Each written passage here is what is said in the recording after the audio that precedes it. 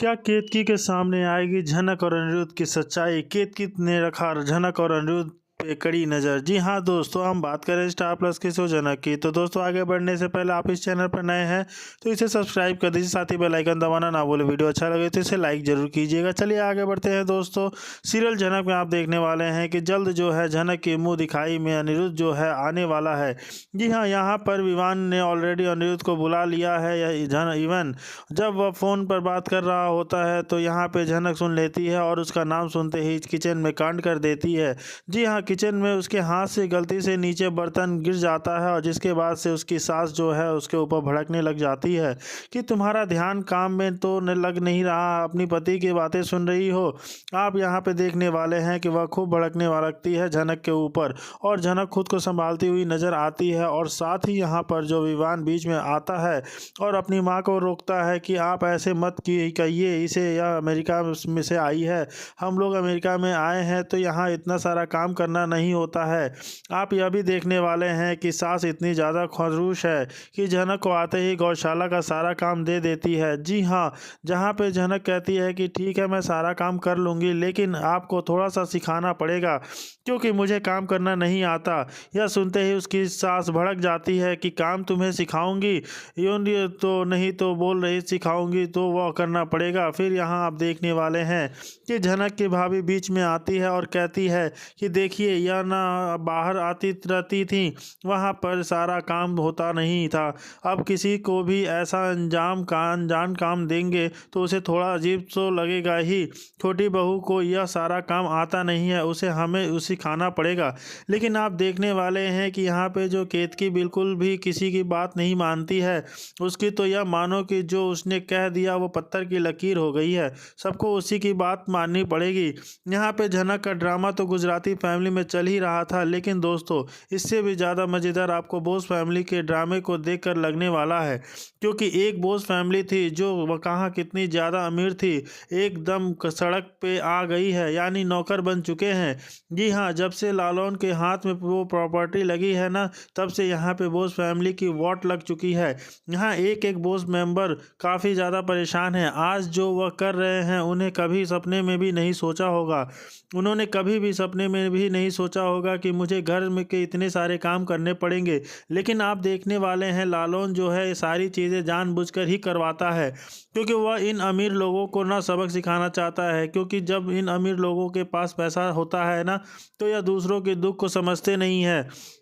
इन्होंने बस अपनी सुख और कंफर्टेबल लाइफ के लिए मतलब होता है। दूसरों की कितनी तकलीफ होती है, इसे परेशानी होती है, दूसरों की गरीबी क्या होती है, ये लोग बिल्कुल भी नहीं समझते हैं। साथ ही दोस्तों यहाँ पे बोस फैमिली की ओर एक और लेसन मिलने वाला है। जी हाँ, यहाँ पे जो काफ़ी माँ है, काकी जी हैं, उन्हें यह पता लगने वाला है कि जो लाल बिपाशा है ना, इनके साथ सिर्फ पैसों के लिए रहा करते थे। जी हाँ बिल्कुल, क्योंकि यहाँ पे लालौन जो इनको ये चाहता है कि इंसान आपके पास ज़्यादातर पैसों के लिए आता है, अपनी इच्छा पूर्ति के लिए आता है। जब आपको उनसे कोई काम नहीं रहता तो वह यहाँ से चले जाते हैं, आपका साथ छोड़ देते हैं। तो पहले जब आपके पास पैसे थे ना, तो ये आपके आगे पीछे मंडराते रहते थे। जब आपके पास पैसे नहीं हैं तो इन्होंने आपका साथ छोड़ दिया। ये उन्हें एक एग्जाम्पल के थ्रू समझाने की कोशिश करता है।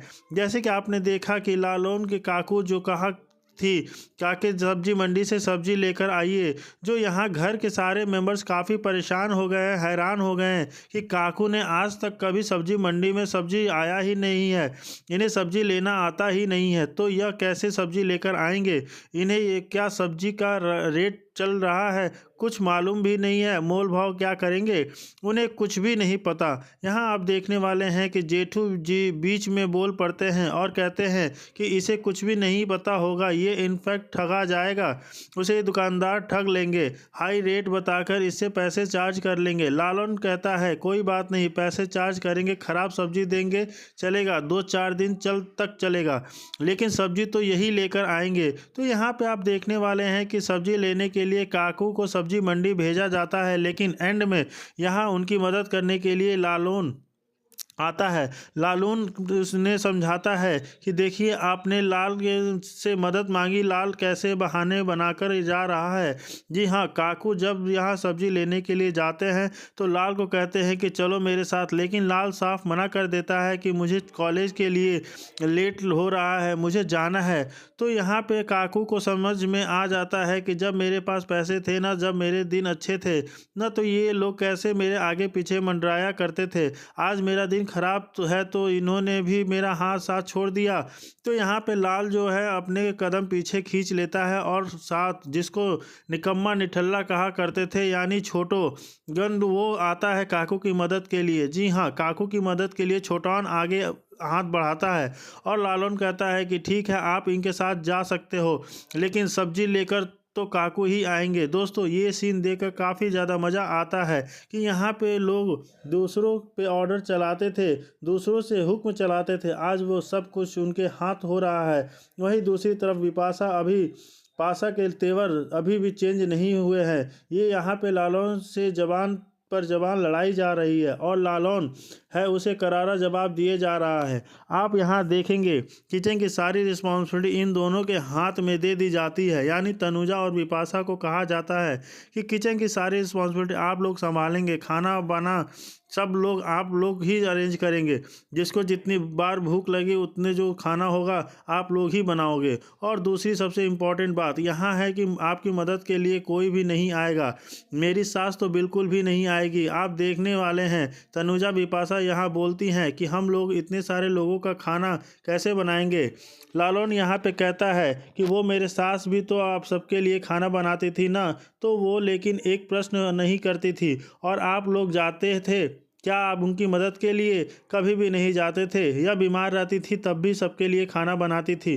तो अब जब आप सब लोगों को यह सारा काम करना पड़ रहा है तो आपको समझ में आ रहा है न कि इन्होंने कितनी मेहनत की आप लोगों की देखभाल की, कभी भी इनकी हेल्प के लिए नहीं गए तो आपकी हेल्प करने के लिए भी कोई नहीं जाएगा, आप दोनों को ही किचन का सारा काम संभालना होगा। तो यहाँ आप देखेंगे जानबूझकर जो अपू से पूछता है कि अबू आपको क्या खाना है, आपू ऑर्डर दे देती है और कहती है कि मुझे अपनी भाभी के हाथ का खाना। अभी विपाशा काफ़ी ज़्यादा गुस्सा करने लग जाती है कि इस महारानी के तेवर भी बदल चुके हैं, यहाँ आप देखने वाले हैं। तो अपू से भी जवान लड़ाने लग जाती है और लालौन जी सीधा करता है। दोस्तों यहाँ पे लालौन ना सबको एक एक करके मज़ा खाने वाला है, जिसने किसी के साथ जैसा किया है ना उसको वैसा ही करारा जवाब देगा। और साथ ही आप यह देखने वाले हैं कि इनकी मदद के लिए कोई भी आगे नहीं आ रहा है और छोटौन तो यहाँ खूब एंजॉय कर रहा है कि अच्छा हुआ, ऐसा ही होना चाहिए आप लोगों के साथ, क्योंकि आप भाई छोटौन भी इस फैमिली का बेटा है, लेकिन कभी भी इन लोगों ने उसे बेटे का तरह माना ही नहीं, हमेशा नौकर ही तरह माना है, उसकी खूब बेइज्जती की। लेकिन आज वही छोटौन उनकी मदद के लिए आगे भी आ रहा है और साथ ही खूब मज़े भी ले रहा है। लेकिन दूसरी तरफ आप देखेंगे कि अनिरुद्ध भी खूब एंजॉय कर रहा है, क्योंकि दोस्तों अनिरुद्ध भी जानता है कि ये जो जिसके साथ जैसा करता है ना उसे वैसा ही मिलता है। आज उसके माँ बाप को नौकर की तरह रहना करवाया जा रहा है ना, तो खूब एंजॉय कर रहा है कि हाँ लालौन जो कर रहे हैं बिल्कुल सही कर रहे हैं, आप लोगों ने जिसके साथ जैसा किया है उसके साथ वैसा ही होगा। अगर आप लोगों ने दूसरों की संपत्ति, दूसरों का पैसा नहीं हड़पा होता ना तो शायद आज आपको यह दिन देखना पड़ता, लेकिन अब आपके साथ जो हो रहा है बिल्कुल सही हो रहा है, जो मिल रहा है वो करिए और आप लोगों को ज़रा भी परेशानी हो तो इस घर से जा सकते हैं।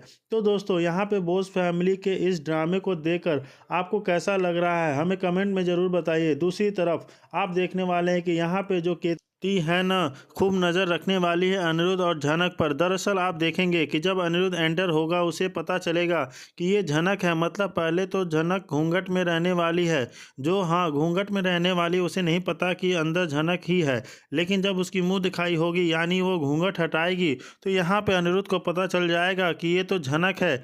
अब झनक को थोड़े अलग गेटअप में देखकर वो काफ़ी शॉक्ड हो जाएगा। उसे समझ नहीं आ रहा होगा कि झनक को हम लोग कहाँ कहाँ ढूंढ रहे थे और झनक तो यहाँ आ बैठी है, मांग में सिंदूर लगाई हुई है, यानी इसने विमान से शादी कर ली है। झनक ने गुपचुप तरीके से शादी रचा ली और हमें इंफॉर्मेशन जिंदा भी है ये भी नहीं पता है। हम लोगों को कितने परेशान हो रहे थे झनक के लिए, लेकिन झनक को इससे कोई मतलब ही नहीं है। एक अलग ही दुनिया आके बैठी हुई है। झनक से वो कई सवाल जवाब करना चाहता है, लेकिन अनफॉर्चुनेटली नहीं कर पाएगा। उसे ऐसे मौके कम मिलेंगे, क्योंकि दोस्तों आप देखने वाले हैं केतकी जो खूब नज़र रखने वाली है इन दोनों के ऊपर, क्योंकि जब से अनिरुद्ध आएगा ना यहाँ पे झनक के हाव भाव बिल्कुल बदल जाएंगे।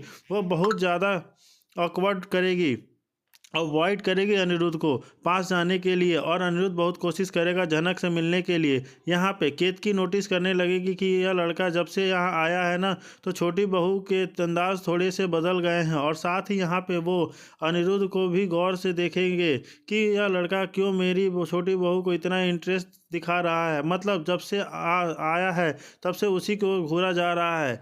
क्या इसे पहले से जानता है? यानी केतकी जो फुल ऑन जासूसी करने लग वाली है इन दोनों की। तो क्या दोस्तों आप पे केतकी पता लगा पाएगी कि आखिर अनिरुद्ध और झनक का क्या कनेक्शन है? मतलब अनिरुद्ध और झनक के रिश्ते के बारे में क्या केतकी को पता चल जाएगा? क्या यहाँ पे अचानक भी सच्चाई आ जाने वाली है केतकी के सामने?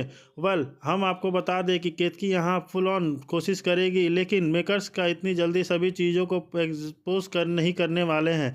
तभी तो बहुत टाइम से दोस्तों यहाँ झनक की सच्चाई आने में, लेकिन यहाँ पे जो भी माहौल बनेगा ना वो देखना काफ़ी ज़्यादा इंटरेस्टिंग होने वाला है। लेकिन दोस्तों फिलहाल यहाँ पे केतकी का अंदाज आपको कैसा लग रहा है? जिस तरीके से वह झनक पे हुक्म चला रही है और झनक को चुपचाप गाय की तरह सारी बातें मानी जा